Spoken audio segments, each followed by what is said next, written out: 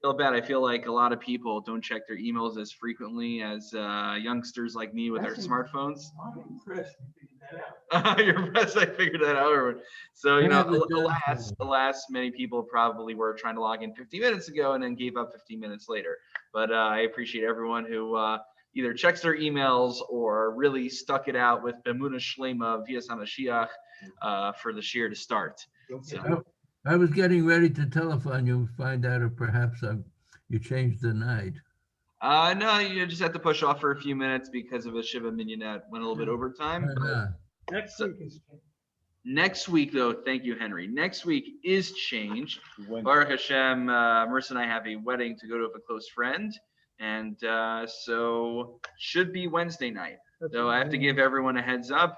There may be, a cancellation that's a last minute move around at some point because thank God Marissa and I are expecting at the end of the month.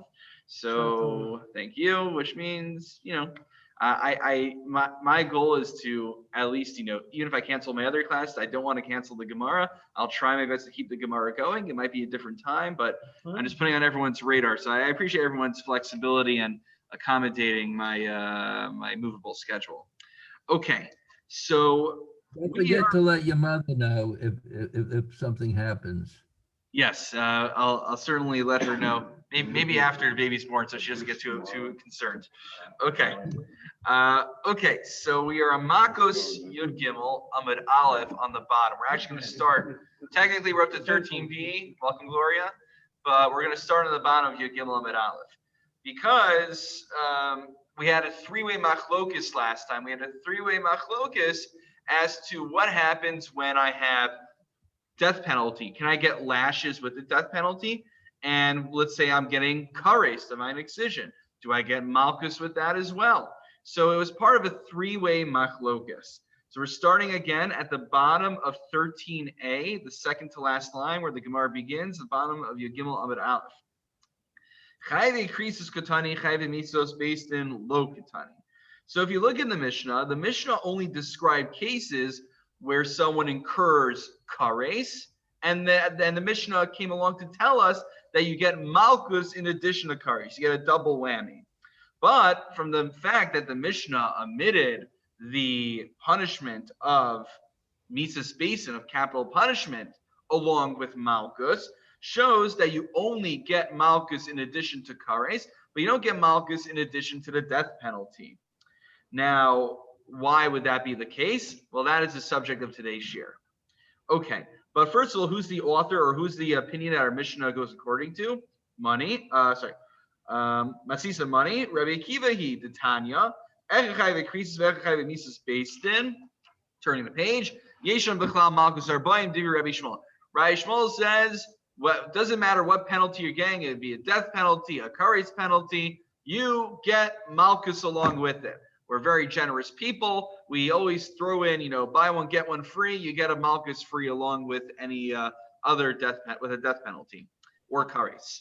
Whereas Rabbi Akiva, who is the intermediate opinion, who also is the author of our Mishnah, we would say, Rabbi Akiva Omer Chayve Krisus Yesha B'chlal Malchus Arbaim Shem Asur Tshuva Beisin Shamal Mochel Lahen.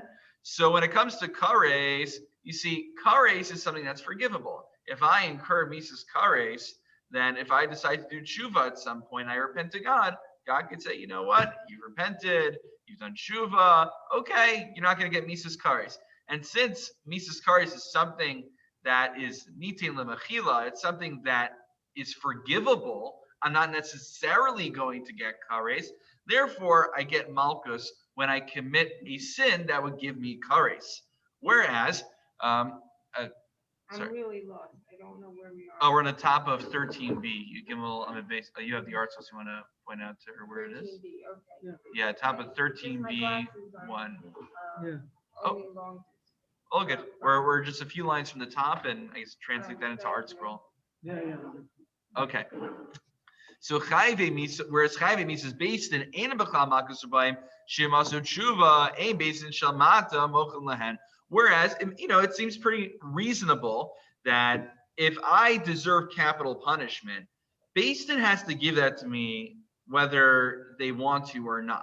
Beis Din can't, Beis Din are human beings. They have finite understanding and insight. So they can't start making these cheshbonos and asking, well, you know what? This guy's really remorseful. He confessed. He clapped al chet 1,001 times. You know what? We're going to let it slide. We're not going to give him count. Beis Din can't make those accountings. Rather, God could do it. So when it's death by heaven, when it's kares, then you're not for sure going to get it because God could decide to forgive you. Whereas something that's in the hands of the court, you're getting no matter what. And therefore, you do not get Makkos in addition to capital punishment because, as the Gemara will explain, we have a principle. Actually, we learned about this in the first chapter. Remember? What was it called? Anyone remember? Kinley with Ryan, as Henry says. And in the words of the Gemara, Kidei Rishaso, as we'll point out, which is basically it's the same idea. That you only get one punishment from the court, not two punishments. Okay, so that's why Rabbi Akiva says you get kares and malchus, but not capital punishment and malchus, not mises based in malchus. And then finally, the third opinion, just file this away in the back of your head. We're not talking about it tonight, but we should know the whole breadth of the machlokus. Yitzchak omer chayve krisis bechlal hayu. Ulama yatzas kares bachoso laduna b'kares v'lo b'malchus. So when it comes to the punishment of kares, what we learn is there's an additional singling out of someone who commits incest with his sister that he gets kares there. Why did the Torah need to tell me an additional time that you get kares for committing the sexual sin? To teach us not just over there that you get kares, but it's to teach you everywhere that you get kares to the exclusion of malchus. So we basically use that as a binyan av. We extrapolate from there to all of the different kinds of sins that would incur kares that you do not get malchus along with kares. Because why did the Torah emphasize kares? To tell us only kares and not malchus. So that's the opinion of Rabbi Yitzchak. Okay. That's what we learned last time. But that review is important because our Gemara today is going to be delving into the rationales behind Rabbi Shmuel and Rabbi Akiva. And you can already imagine the kind of questions we're going to ask. So Henry pointed out, Kim Levi to Rabbi you only get one punishment, not two. Well, Rabbi Shmuel is going to have to contend with that. Everyone, Kim Levi to Rabbi as far as I know, that's a universally accepted principle in halacha. The details we could talk about. So the question is, Rabbi Shmuel, how's Rabbi Shmuel rejecting this age-old accepted principle of Kimlei B'Ramine by giving you both the death penalty and giving you malchus? So we're going to have to contend with questions like that. But you know what? Why should I tell it to you outside? Let's go right inside now. So the first part of the Gemara is going to go in order, and we're going to break down Rabbi Shmuel's opinion. My time at Rabbi Shmuel. What is Rabbi Shmuel's rationale? That you should get malchus even in addition to mises basted, even in addition to capital punishment. After all, you only get one punishment, not two. So Rabbi Shmuel says as follows. It says in the verse, T'chsiv, Im lo sishmor lasos is kol divrei Torah zos. If you fail to abide, to perform the work of this, the laws of this Torah, usiv v'hifla Hashem es makosecha. The next verse it says that Hashem will be hifla your plagues. So what's hifla mean? So hifla zo eini yodea mahi. I don't exactly know what this word of hafla, of hifla means. So kisho omer, but when it says in the verse, v'apilo hashofet v'hi kahu lefanav, when it says in the verse that the judge or the whoever's administering the malchus, the lashes, will strike him. It also uses a lashon of bilu. It uses the lashon of hafla as well. So Havi Omer hafla zo malchusi, that the hafla that we were talking about earlier refers to lashes. Now, why is that important? Well, because it's said in the context of right after the verse, usiv im lo sishmor lasos is called divrei haTorah hazos. So let's plug in the pieces. It says I get malchus. When do I get malchus? If I fail to abide by all the dictates of the Torah. So far, it sounds like it doesn't matter which sin I violate in the Torah. It can be a standard law. It could be something that occurs kares. It could be something that occurs even the death penalty. But I will get malchus for violating any isser, any prohibition in the Torah. And that is the rationale for Rabbi Shmuel saying that you always get malchus in addition, even to capital punishment. But here's the thing. We've been learning malchus for a while. I'm sure we've come by a number of sins one could commit that doesn't incur malchus. For instance, again, this is really, I almost feel like the second parak, we're talking about gullus, we're like on, we had a little bit of a hiatus. We're really going to be bringing in a lot of things that we learned in the first chapter, the first parak. A lot of them are going to make a resurgence right now. So some of this will be familiar.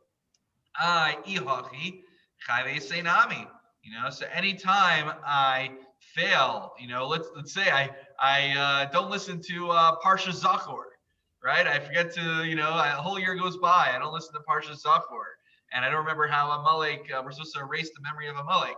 So do I get lashes for that? Imagine that, right? Imagine, imagine Rabbi Konerai or Chris. Imagine Chris had an attendance sheet and he was logging in everyone who came for Parsha Zachor, and then he goes, Mr. Gordon over there, I see that you failed to come in for Parsha Zachor an entire year. So okay, let's take out the lashes. We're gonna give you first of all, we don't do lashes nowadays. We talked about that already. But second of all, even during the times of the temple, they weren't doing that. It'd be a funny thing taking attendance for who comes to Minyan. That's actually, they do that at schools. For yeshiva day schools, they do that. And when I was in YU, actually, there's a few programs. There's the YP program, which is the regular base measure program, BMP, which is like a little bit of a lighter on your schedule base measure program. And there's a program there's a Mechina program for beginners, and there's IBC, which is it's a subject of debate exactly who it's supposed to be catering to. But instead of classic base medrash, you're taking like Jewish college courses, and it gets a lot of people who don't want to do classic base medrash. So I think it's IBC. They have a 9 o'clock minyan in the morning. So when I commuted in from YU, from Queens to YU, got all that traffic, sometimes I would go to the 9 o'clock minyan, and I saw all these college kids coming in, and they were signing up in the front of the room. I'm like, what are you signing up for? We're signing for attendance. I'm like, why do you sign for attendance? You're in college. You're a big boy now.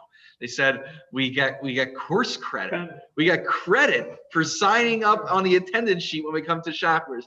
These aren't like a bunch of middle schoolers. These are college students. So, but apparently, you can't argue. It worked. These kids wouldn't be coming to Minyan otherwise. But okay, I have my opinions about how degrading it might be, but that's what we're dealing with. Okay, for another shiur. But why do I bring it up? Because we're not keeping attendance about who's showing up for Minyan for Parsha Zachor and then giving you malchus as a result. So the question is, Rabbi Shmuel, we should be giving you malchus for any sin that you commit, not just a sin that you commit, but a mitzvah that you fail to perform, even a positive mitzvah that you squander. So it says in the verse, in lo sishmor ksiv, it says if you're not shamor. In Shabbos we say shamor v'zachor. Zachor is commemorating the positive mitzvahs of Shabbos. We talked about in the mornings, right after 6:30 minyan, right? We talked about Kiddush and how that's a fulfillment of Zachor, and shamor is safeguarding, which is abstaining from committing sin. Whenever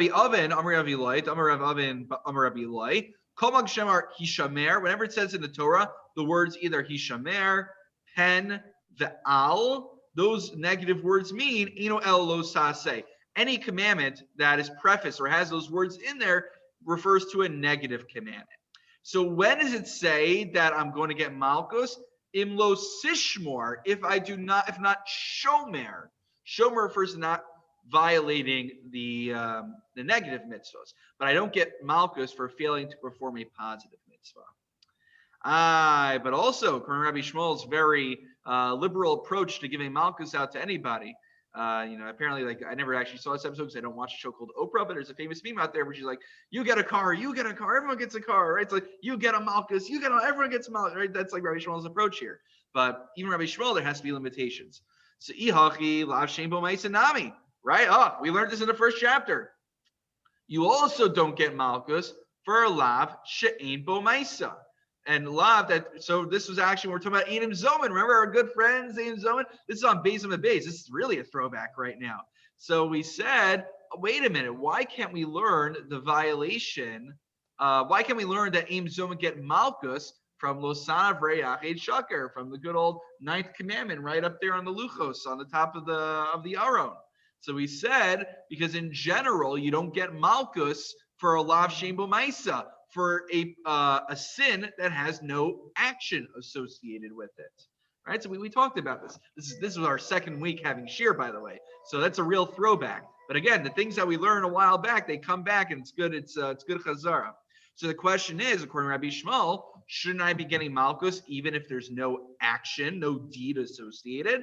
But still, the verse is not as all encapsulating as I would think. Lasos ksiv, because it says that which you perform, osa, that you do. So you have to do something active to get Malkus.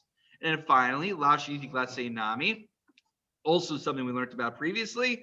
Something called lav sheniti glasei. Lav sheniti glasei is a sin that could be, for lack of a better term, rectified by performing a positive mitzvah afterwards.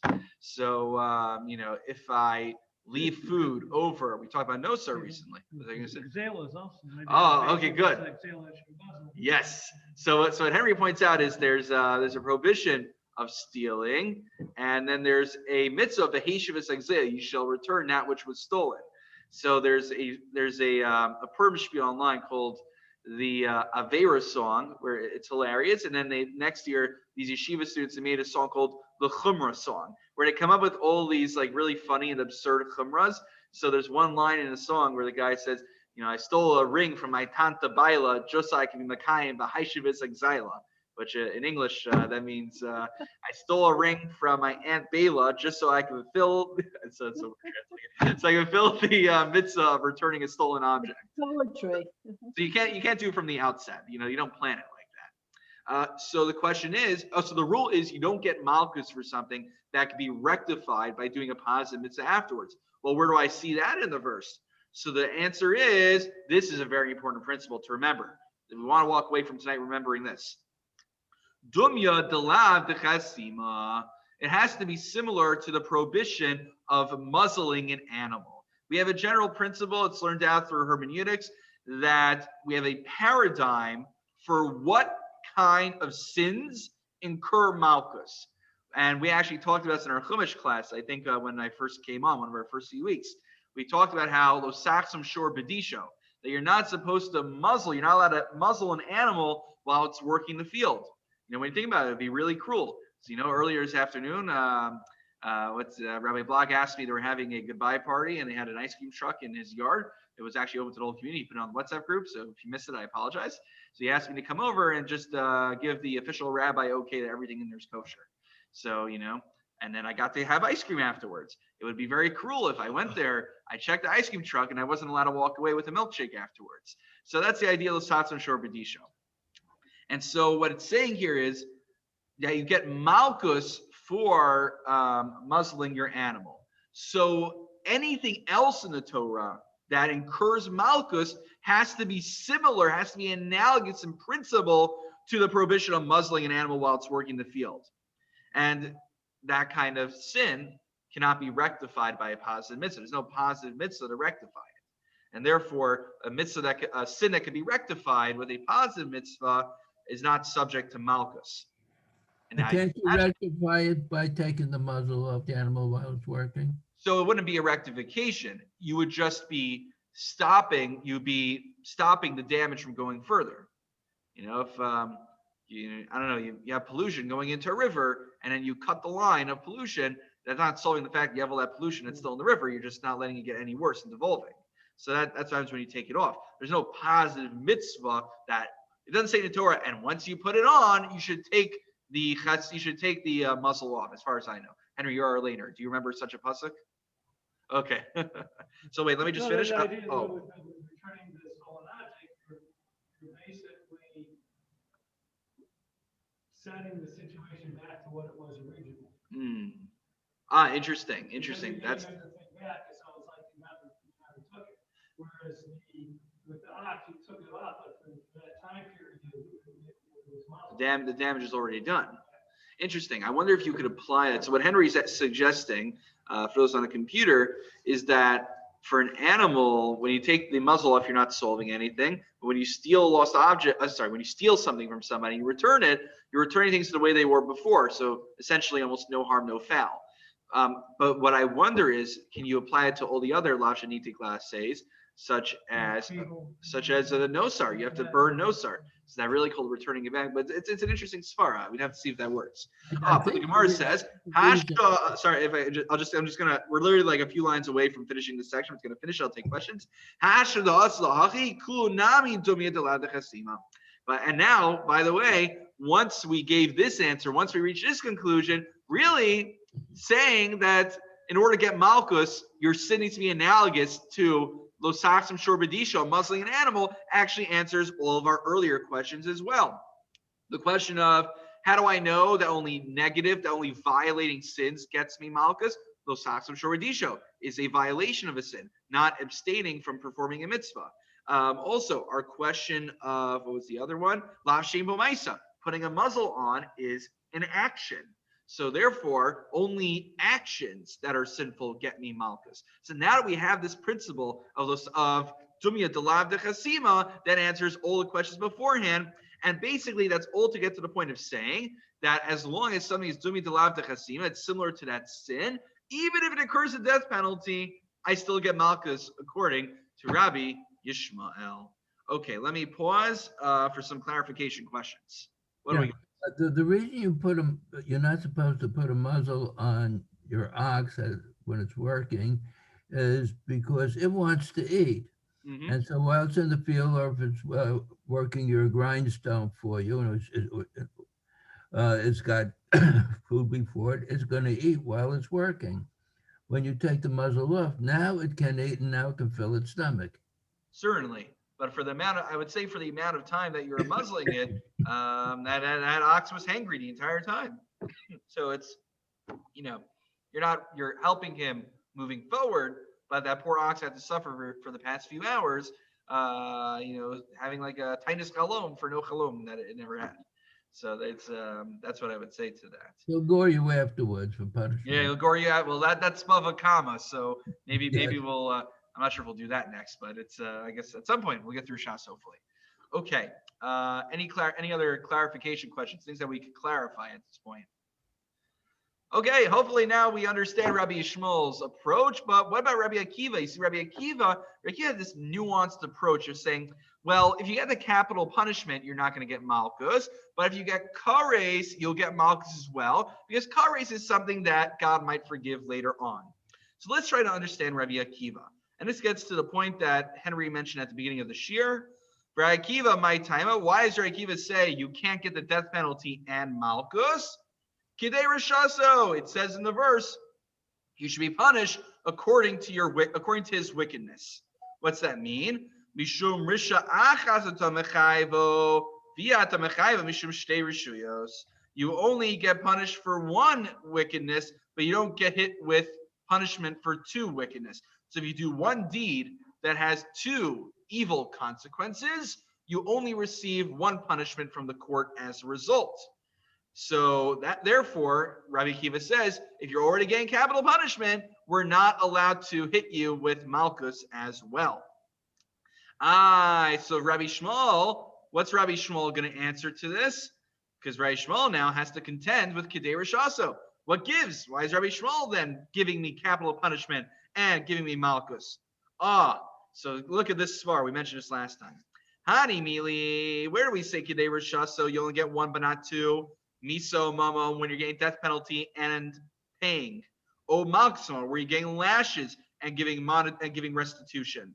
Avo miso malchus, but there's something unique about the combination dafka of the death penalty and of malchus. Why? Rabbi Yishmael says, misa arichtahi. It's not two separate punishments, but it's one extended punishment. We start weakening you with malchus, and then we finish the job by ending your life, by giving you capital punishment. So Rabbi Yishmael's saying is, we don't have to view this as two distinct punishments like restitution and lashes, right? Restitution, lashes, they're two distinct punishments, very clear. Giving a few $100 bills and me getting lashes, they're not the same thing. But Reish Shmuel says one could view receiving lashes and receiving death penalty as a misa arichta, as one extended death penalty. And that's Rabbi Shmuel's svara. That's why he says you get death penalty and malchus. It's not an issue of kimle b'terami. It's not an issue of getting two punishments, because it's really we view it as one singular punishment from the base din. Okay. Rabbi Akiva, ihachi chayve krisis nami. So okay, fine. We're satisfied with that. But now we're going to pick on Rabbi Akiva again. So Rabbi Akiva, we understand, that you don't buy Rabbi Shmuel's misa richta idea, the extended death penalty. And we understand why you get the death penalty but no malchus. But by that very same token, you also should only be getting kares and not getting malchus in addition to kares. After all, you only get one punishment. So Rabbi Akiva, ihachi chayve krisis nami. My amred shemasu tshuva hashta miat lo avdi. And Rabbi Akiva, you're going to say, oh, well, maybe, he's going to do tshuva and God will forgive him and won't give him kares, so therefore we give him malchus. I don't care. As of this moment, as far as we know, he has not done tshuva. Right now, he has a chazaka. He's established as someone who is getting kares, and we have no reason to assume he's not getting kares until a bas kol comes out of heaven and declares that this man is not getting kares. Even if it does, I don't know if we can listen to it either. That's a whole separate discussion. So the question is, you're getting kares as far as we know. So why are we not absolving you from malchus? So we're going to have three approaches in the Gemara to understand Rabbi Akiva. We're going to give two answers right now in short order. And then the Gemara is going to give a parenthetical. And then at the end of the shiur, we'll have our third answer. So let's go forward. Answer number one. Amar Rabbi Akiva, you're right. Really, in principle, you should only be getting kares and not getting malchus. However, conveniently, the Ferish Ripsa Torah Chayve Krisus Lamalkus, the Gamar Leine Mileinecha. It happens to be that we have a Gezerah Shava between the word Li'ene and the word Li'enecha. And since those words are essentially the same, they're talking about toward the eyes. So we learn from the word Li'enecha, which is in the context of Malkus, and we derive to the context of Li'ene, which is discussing kares, that you get malchus and kares at the same time. We're going to get a little bit into technical hermeneutics over here, okay? But try to follow along if possible. But the essential principle that we should be getting out of here is that, yes, really, one should only be getting kares or malchus, but we have a special teaching, a special drasha, a gezerah shava that connects malchus and kares and says an exception to the rule. So the baseline is really you don't get two things. But here, when it comes to kares and malchus, you do. I maskifla Rav bar Mamel. Ihachi chayve misas based in nami nigreim me'eni mileinecha. Well, once you're playing that game, also the word me'ene is mentioned in the context of capital punishment. So why don't I derive from li'enecha in the context of malchus that I also get malchus in addition to death penalty? So why by one do we make this exclusive drasha and not by the other? Okay, so here's a technical distinction. Danin le'ene mile'enecha, bein danin me'ene mile'enecha. We can make a gezerah shava between the words li'ene and li'enecha. After all, they share the same prefix. They both have lamets at the beginning.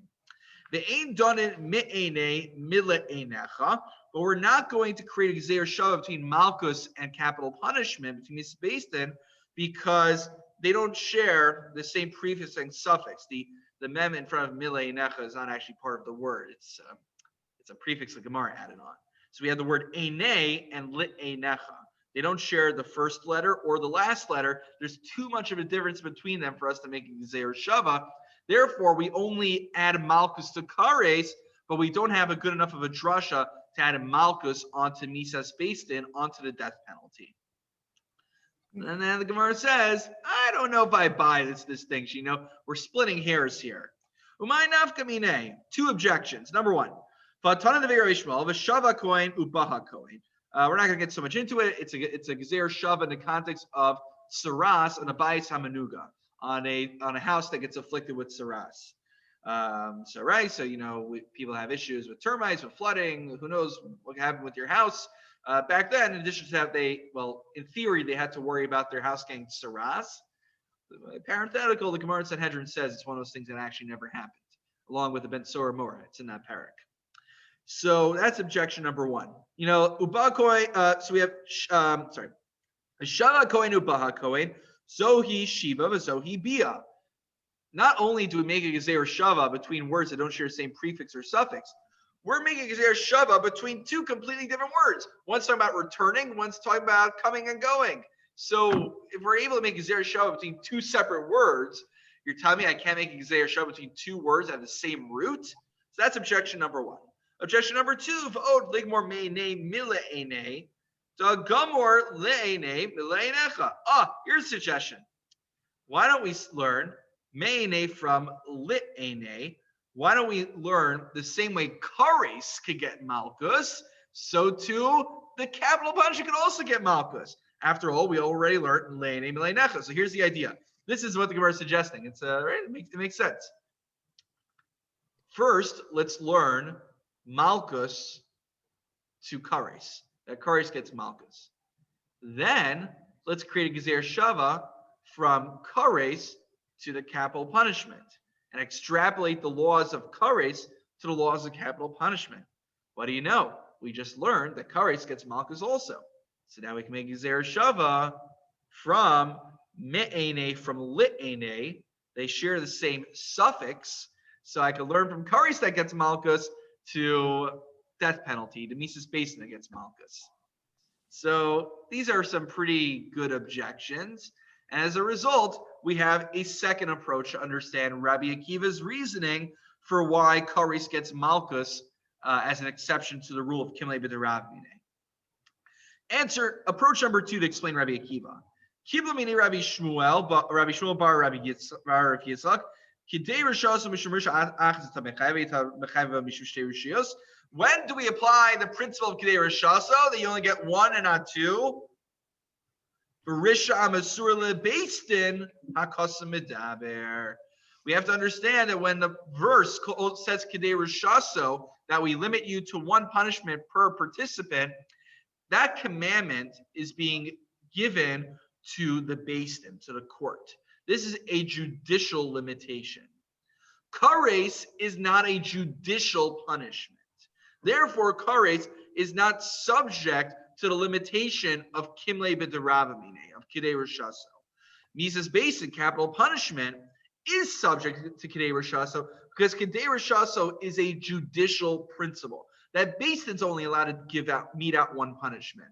But when kares is being meted out by God, and Beis Din's not doing anything, what do you know? Beis Din's allowed to give you malchus because they're not doing anything as far as kares is concerned. Okay, that's a good approach. So let me pause very briefly. Any just purely clarification questions at this point?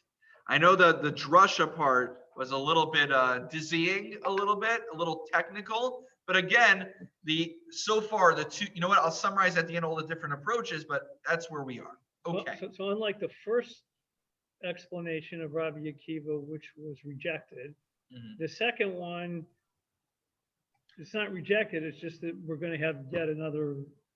Right. So Henry makes a good point. The first answer we gave seemingly is rejected, or at least there are two objections that we failed to resolve, which leads us to assume it's rejected. The first one saying that we're going to make a gezer shava, a drasha that teaches us that kares is unique. Right. It seems to, there are two good objections that we failed to resolve. So it seems to be the case. Okay. The second suggestion that Henry rightly points out is not rejected by the Gemara. Rather, we keep it. And the idea is that a punishment that's given over for Beis Din to mete out, that is limited in scope. You can only give one punishment, not two.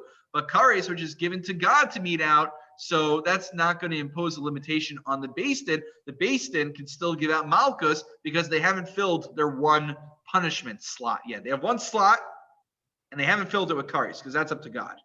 Okay. This is going to be a little bit of a parenthetical. that's going to might throw us off just a little bit. Rava is going to suggest that actually we misunderstood the scope of the machlokes of Rabbi Shmuel and Rabbi Akiva. And instead of saying it outside, I'll just jump right into it. Rava Amar, we're in the first wide line at the end. Rava Amar, Asur Be Lekatla, Kuli Ama Lo Pligi. Remember, in order for someone to get Mises based and to get capital punishment, what did we learn back in the first parak? What do you need to do? What's something important the witnesses have to do? Very good. We have to warn them. We have to give hasra. So everyone agrees that if you, everyone agrees that if you warn someone that they're going to get Mises based in, they're going to get Mises based in. So Amar Asur Be Lekatla Klima Lo Pli to in Loka B'Mace. You don't get Malchus, you don't get Mises based in at the same time. Rather, you only get Mises based in. Even Rabbi Shmuel would concede you only get capital punishment, you don't get Malchus. Okay, then, so what is their argument? Their argument's a little bit more limited in scope. It's a unique case. Ki pligi, the Asur Be Malchus. Let's say the witnesses, they botched up, right? They didn't come to the Makkos shir, and they thought that this guy committing bimachal Shabbos, this guy chopping wood on Shabbos, was supposed to only get Malchus. They say, by the way, you chop wood on Shabbos, you're going to get lashes. Meanwhile, they didn't realize, they didn't read the parsha of Makoshish Eitzim, that somebody who chops wood on Shabbos gets actual capital punishment. So the question is, if I warn you not to do something, I tell you it's usur, but I give you only a different punishment. I tell you you're going to get Malchus, you're not going to get Mises based in. Do you still get Mises based in? You still get Malchus, even if you're not getting Mises based in.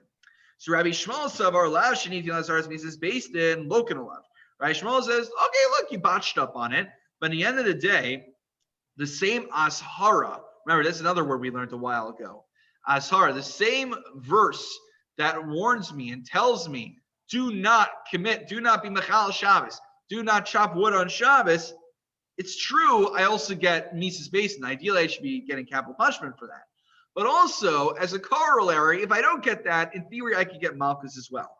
Whereas Rabbi Akiva based in local. Rabbi Akiva says we only have one ashara slot. The ashara in the Torah against bimachal Shabbos, against violating Shabbos, is death penalty. Anything short of death penalty means you don't get anything else. So the ashara only fills one slot. The ashara is to warn us that we're getting capital punishment. If you warn the guy that he's getting Malchus, I'm sorry, we can't give him Malchus because there's no ashar in the Torah to give you Malchus for violating Shabbos. So Rabbi Akiva, now based on this, we can ask, Rabbi Akiva, wait a minute. But Rabbi Akiva, we should say that when it comes to kares, you shouldn't get Malchus as well. Because any isser, any sin in the Torah that specifies kares, the azhara, the warning in the Torah, is exclusively kares. I don't have an ashara to teach me also that I get Malchus. So why does Rabbi Akiva say, that I can get Malchus and kares if I only have one ashara slot? I don't have two slots, only one slot. So shouldn't Rabbi Akiva say the same thing and be consistent? That same way I can't get Malchus instead of Mises Basin, I can't get Malchus and kares. So earlier, Mordechai Rav Ashi, Hachi Amar Avim Me'agrunia Mishmei Derava. Chayve Krisis Lotzrichi. It says Hasra, but the Rashash and others change the gear, so it makes more sense, I think, to Ashara. So Chayve Krisis do not require Asar. In general, you do not need an Asar in the Torah to tell me that I'm getting kares. How do I know that? Sharei Pesach Umila Anash Av Bishlo Hisir. Because if I, violate, if I don't eat the carbon Pesach, if I do not have a bris milah, I fail to perform bris milah, then I get punished, I get kares, even though there is no azhara. So it would seem that that's the question over here. The question over here is that it would seem that chayve krisis do not require an azhara. So therefore, Pesach and Milah seem to be an issue. So Vadilma Ashara la Karban. So maybe the Ashara, though, actually is reserved for Karbanos. The Pesach umila delays behu ashara lo maisi karban. How do we know that? How do we know that an ashara has nothing to do whether you get malchus or you get a death penalty? That it has to do maybe with a karban. Well, haraya, you get violation. Is a violation if you fail to eat the karban Pesach. If you fail to have a bris milah, and you do not bring a karban. Why? Because they don't have asharos. Maybe asharos don't tell me that I get malchus. Asharos just tell me that when I bring a karban for violating or not keeping a certain mitzvah. So the Gemara responds, Hasam lav hainu taima. No, that's a red herring. Hasam lav hainu taima. There is a hekesh. There is a connection in the verses from the sin of idolatry to all other sins in the Torah. Just as, what does Hashem want us to do when it comes to the prohibition of avodah zarah? What Hashem wants us to do is simply sheva taseh, remain passive, abstain, refrain from performing avodah zarah, from performing idolatry. Avkol sheva taseh, so too when it comes to all sheva taseh. That's when you bring a karban. If you accidentally violate something, actively you bring a karban. Lafuki hani tukumase. Whereas, why do you not bring a karban for failing to bring the karban Pesach and for failing to do a bris milah? Because those are active mitzvos. So therefore, that's all to get us to the point that asara has nothing to do with a karban, but rather what asara has to do with is, and I don't need asara either for kares either. But rather, what's an ashara for a sin that gives me kares left open for? It's left available to tell me that I get malchus as well. So therefore, the conclusion from Rava is the Akiva says that I can get malchus and kares because the ashara is not necessary to tell me that I get kares. That's between me and God. But the ashara to tell me that Beis Din will give me malchus is still available. Whereas capital punishment, Mises Beis Din, I need the ashara to tell me that Beis Din can give me capital punishment. It's no longer available to give me malchus. That's the distinction that Rabbi Akiva makes. That was all parenthetical. That's Rava's aberration, Rava's unique approach to understanding machlokas. We now return to our usual, actually right before we return to our usual program, I want to share one ha'ara. There is a beautiful sugya in Maseches Kiddushin which asks the question about, is the mitzvah of bris milah? I guess I'm at a bris tomorrow and they might make me speak. Who knows? So I have to have something prepared, right? So why not a little piece of lumdus? Imagine you get hawking in the sugya for a bris, or Erwin would disapprove. I know. So they got your bris tomorrow, right? So we'll see if you force me to do this. So if Erwin makes me speak tomorrow, this is what I'm saying. So you can decide based on what I say now if you want me to share this. Balsatah, by the way, I actually am being assigned to the 8:30 minion, so I will see you there hopefully. I'm being assigned to the 8:30 minion tomorrow.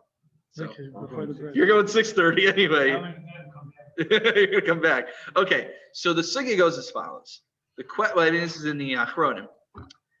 Is it a Maisa or Totsa? We talked about this for those who were with us for Shalosh Shudas. Shalosh Shudas being the Chamarv.